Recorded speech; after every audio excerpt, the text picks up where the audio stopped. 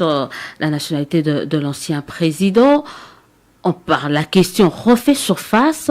Certaines voix se lèvent pour demander à ce qu'il puisse être mentionné dans la prochaine loi électorale que le président ou un candidat président doit être de père et de mère ayant la nationalité congolaise. Vous êtes de cet avis?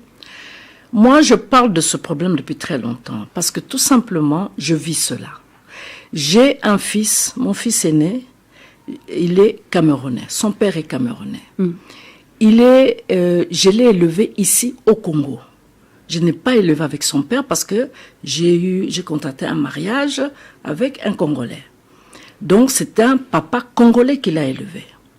Mais à ma grande surprise, quand il y avait des matchs internationaux, le Congo, à l'époque c'était le Zaïre, contre le Cameroun. Tous les enfants étaient là au salon, en train de suivre le match. Qui défendait le Cameroun? C'était mon fils qui défendait le Cameroun. Sérieux? Je suis très sérieuse.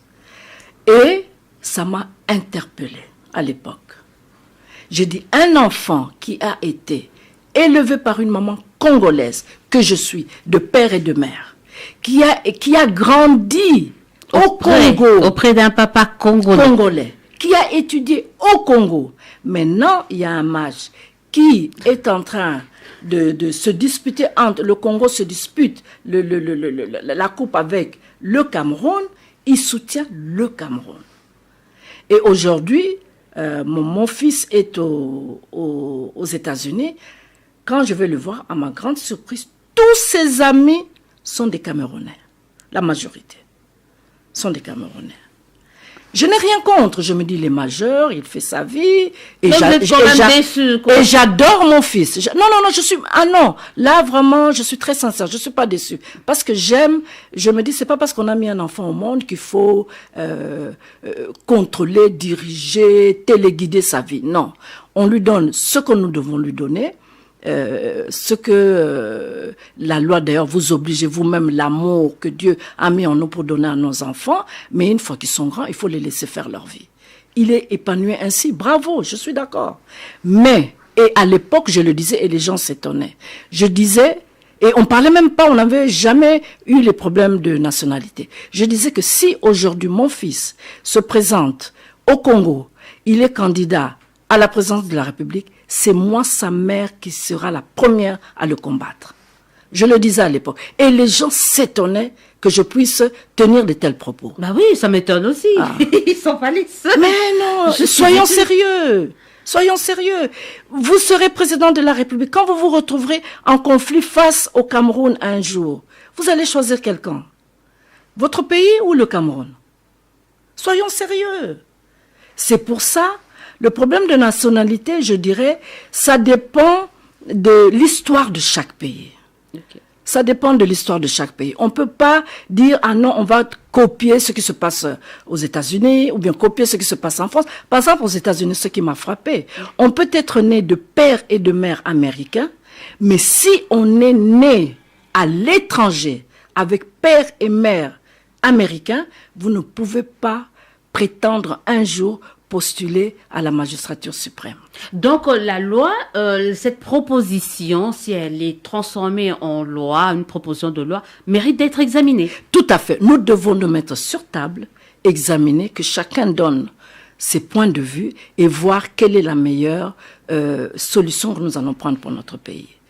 Parce que c'est un Congolais, Tchani, qui a soulevé ce problème. Noël Tchani, oui, qui est aussi, il était aussi candidat, alors qu'il était, on sait que selon certains, il était de nationalité américaine. Bon, je ne sais pas encore. Oui, voilà. Mais je dis que c'est un problème qu'il faut poser ce problème avec toutes les cas, tous les cas. On ne peut pas copier d'emblée ce qui se passe ailleurs. Et il faut tenir compte de notre histoire, des problèmes que nous avons avec nos voisins. Tout ça doit être mis sur table.